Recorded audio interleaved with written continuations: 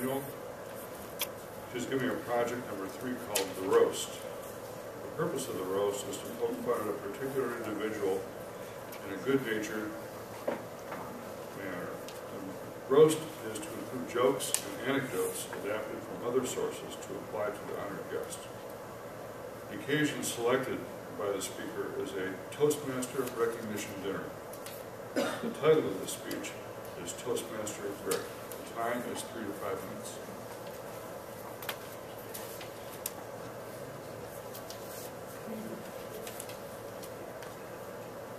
That's all I have.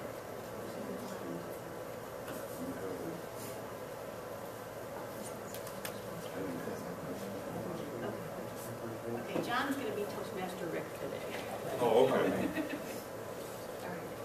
So I didn't copy the whole speech, the whole intro. So, all right. Fellow Toastmasters and welcome guests, today I'm going to talk about one of ours, Toastmaster Rick. I encountered Toastmaster Rick about 2 years ago when I went to a Toastmaster activity, and Toastmaster Rick was up in front of the room sharing some valuable information. No, he wasn't talking about Toastmasters. He was giving a humorous speech on what you do with those things that people give you from Christmas past. You know, those things that people give you that you're not sure what they are or what to do with them, or why the person gave it to you in the first place. And most importantly, what do you do with them? Do you give them away? Do you throw them away? Or do you re-gift? And if you re-gift, how do you keep track of it so that you don't accidentally re-gift to the same person? It was profound information. The next time I met Toastmaster Rick was when I joined the West Side Advance Club. I immediately noticed that Toastmaster Rick was always there, helping people and encouraging people, and he loved to talk about Toastmasters. In fact, I think he carries a Toastmaster application in his pocket everywhere he goes. Just last year, he signed up 11 new Toastmasters. Unbelievable. Now, last year, Toastmaster Rick and I both became area governors. I remember going to my very first deck meeting so that I could learn how to be an area governor. When I came home, I started making appointments to go on my club visits, like Todd Takish has done with our club.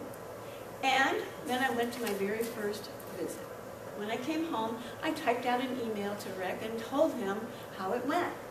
He said, "Wow, that's really great. I've already done all 5 of my visits and turned in all the paperwork. What does this guy do, sleep and do this stuff in his sleep or what?" I don't get it. Later I found out that this was actually his 2nd year as the area governor, so he already knew what he was doing.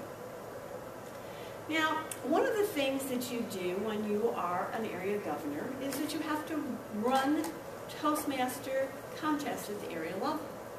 And Rick, he was amazing at this, very organized. In fact, he always carried this little black bag with him, much like Mary Poppins and her magical umbrella.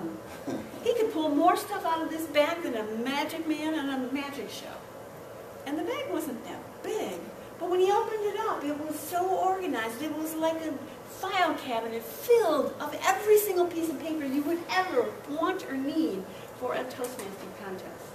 Now, you may think I'm making fun of this guy, but believe me, if you've ever run a contest and you can't find one of those papers, go find Rick. He's the guy to see.